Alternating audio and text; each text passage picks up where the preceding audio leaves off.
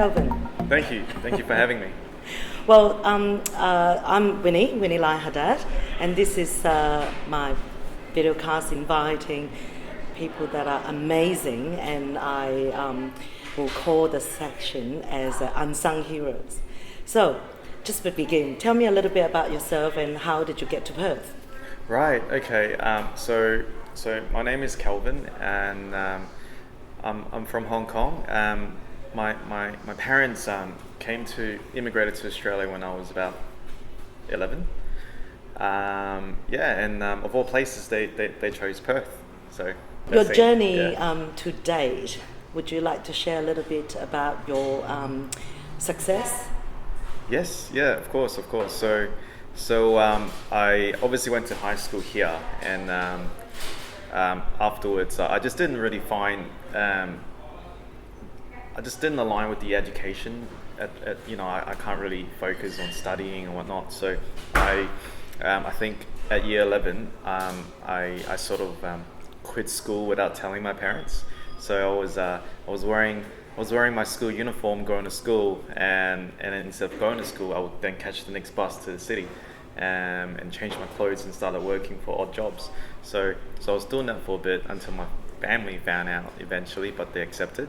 So I think working around odd jobs for about a year, then somehow I got into HSBC Bank as a teller, and I was I was working with HSBC for a solid 5-6 years, and meanwhile my dad, he used to work for Rosendorff Jewelry in the city, and he decided to quit to pursue his own career, and he started selling jewelry, cosmetic jewelry that is, and somehow he started selling to bridal stores, and so at the time he only kind of had he was selling cosmetic jewelry. His clients then said, "Hey, Stephen," my dad's name, "can you help me get some wedding gowns?" So he was a trader. So he just went around to wholesale factories to source and bring it back to Perth.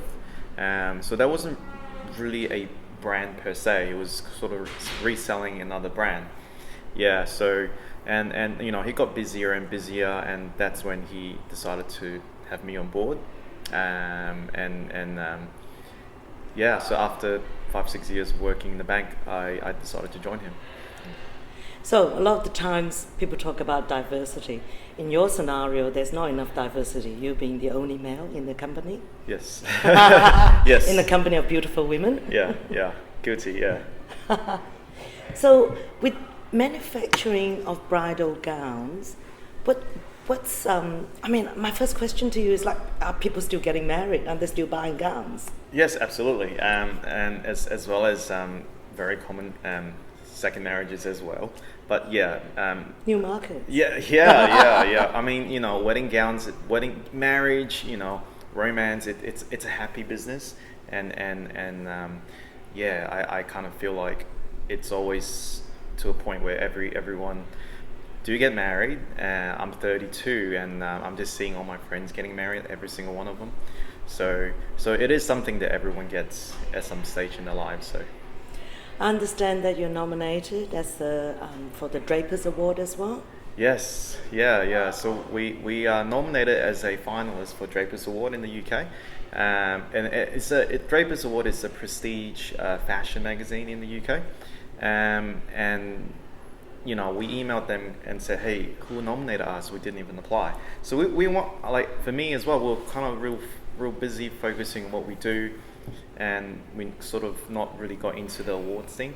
So this really opened my eye, and we found out that one of the editors organizing the award just fell in love with our products, and she nominated on our behalf. So it's a great honor, especially when you didn't actually fill out the form yourself. Yeah. So from then on, I wanted to get my name out there even more, and started looking into other awards and finalist of Export Award. Yes, as well, yes. WA. Yes, thank you, Winnie, and huge honor as well, being the finalist for the WA Export Award. You were there as well last Monday when I got nominated. So for small business and for creative industries. So yeah, very, very proud. So 2019, what's special this year Well, for you? for me, Family. yes, family. Thank you. I got my baby daughter. Or I've gave birth to my daughter Savannah, and it's very special because you know, 4 years ago when I created the CIZZY Bridal brand, it was sort of like a bedtime talk with my wife Stephanie, saying, hey, what should I call this brand? And she goes, oh, if I had a daughter, I would call her Savannah. So probably something related to Savannah or sounds like Savannah. So that's how Savannah with a Z happened. So so very proud with our baby daughter Savannah, and I can't wait for her to grow up. And that kind of ever since she was born, it really changed my perspective as well. Awesome. So, in all businesses and personal journey, there's always challenges. Do you think passion is one way of carrying you over the obstacles? How important is passion for what you do help you? Yes, absolutely. There's always so many problems and issues, and life throw obstacle at you all the time, and having passion, having a purpose, and drives you to do things to the next level every day. Everyone needs some point of motivation all Yes. the time, and definitely passion and your purpose is the key driver. Yeah. So, if you were to leave a legacy in this lifetime, I know it's a big question. Today, what would be? Bridal gown's only part of the journey. You've got bigger dreams as well. Yeah. Or part of the dreams. Yeah. Well, definitely building up the brand and representing Australia, getting the bridal brand very well known around the world. That would be one of my biggest dreams. I would definitely love to get into a lot of different charities as well. And well, firstly, I wanted to sort of promote love and marriage, and it's a beautiful thing. I would probably there is one charity, but there isn't a lot that involves around weddings. So it's basically brides donating their second-hand gown to a less fortunate country, I guess, or less fortunate people that wanted to get married but they can't afford it. So I love to get into that. So I suppose once we can, it's a small business. Once we can get a little bit bigger, I love to have a dedicated person just to do that. Beautiful.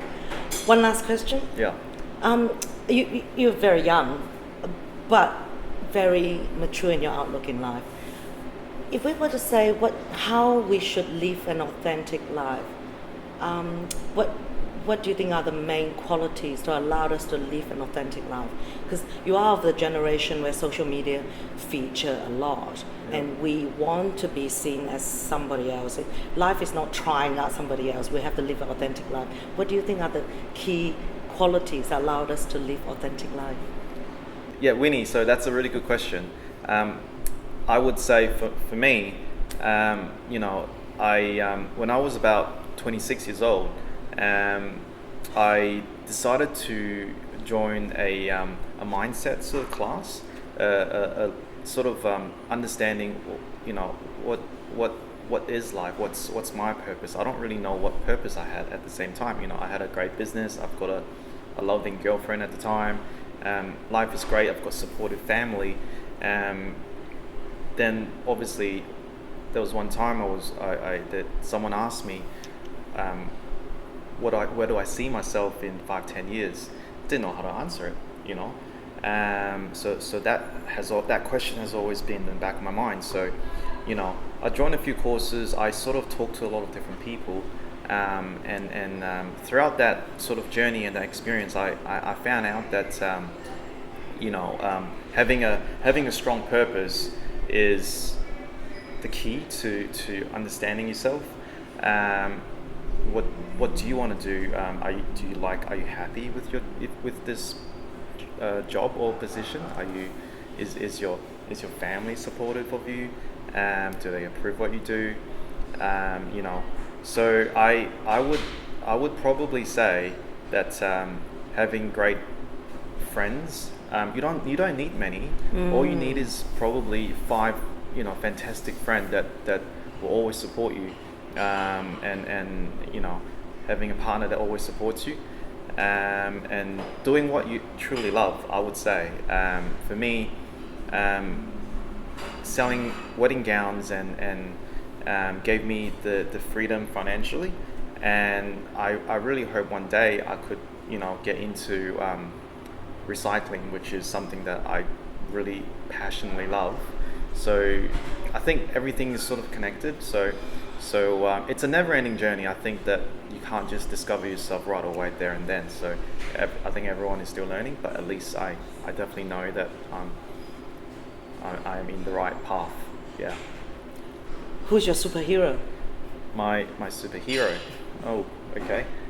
With or without a cape?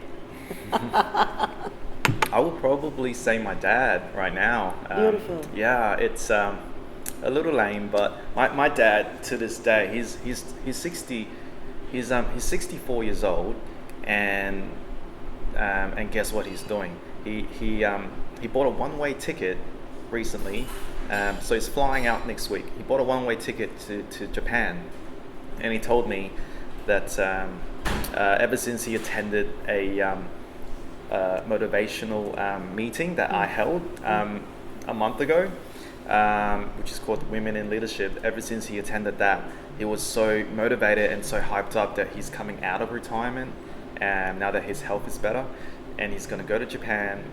He's not going to come home until he finds 20 new clients. And one-way ticket. Yeah, and so he went to Women in Leadership, got inspired. Absolutely. And going to Japan, one-way ticket. What do your mum think about that? My mum fully supports him. Oh, excellent. She finds him really annoying in the house sometimes. Don't know what to do, and doing gardening and end up killing the plants. So she really supports him.